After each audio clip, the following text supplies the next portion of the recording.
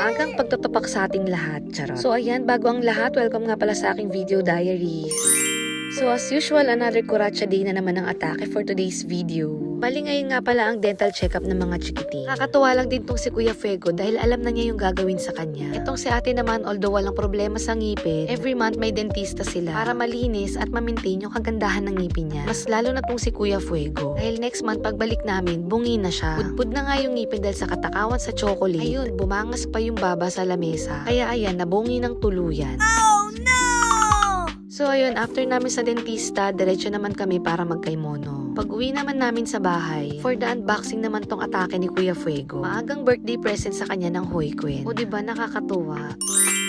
At syempre, hindi pa doon nagtatapos ang lahat. Dahil iniisip ko kung anong uunahin ko. Kung maglilinis ba ako o maglalabas sa mga panglamig na jacket. Pero syempre, inuna ko na maglabas ng mga jamba. Para pag sobrang kalat na ng paligid ko, tatama rin na naman ako maglinis. Charot. Ito nga, habang naglalabas ako ng mga jacket, meron pang panggulo dito sa gilid ko.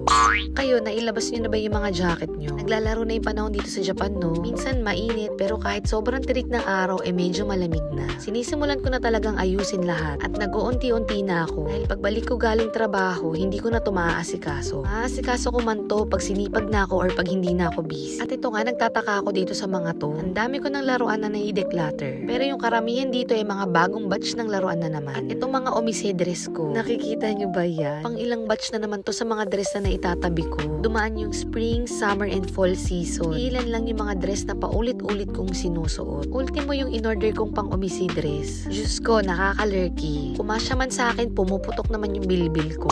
So ayun na nga mga mare, sabi ko maglalabas lang ako ng jacket. Pero ito nga, naisipan ko na rin mag-declutter at mag-ayos ng storage. Buti na lang behave tong baby ko.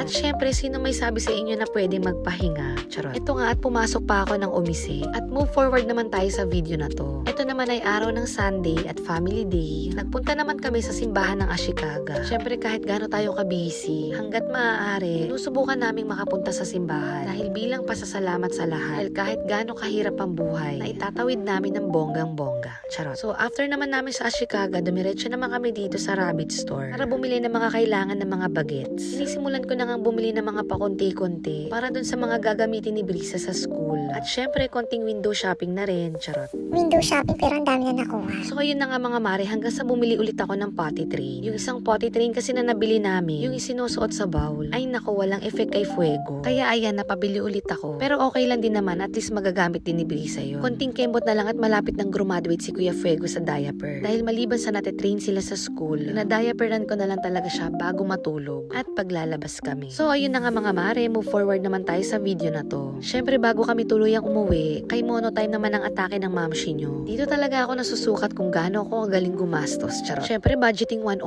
ang atake natin for today's video.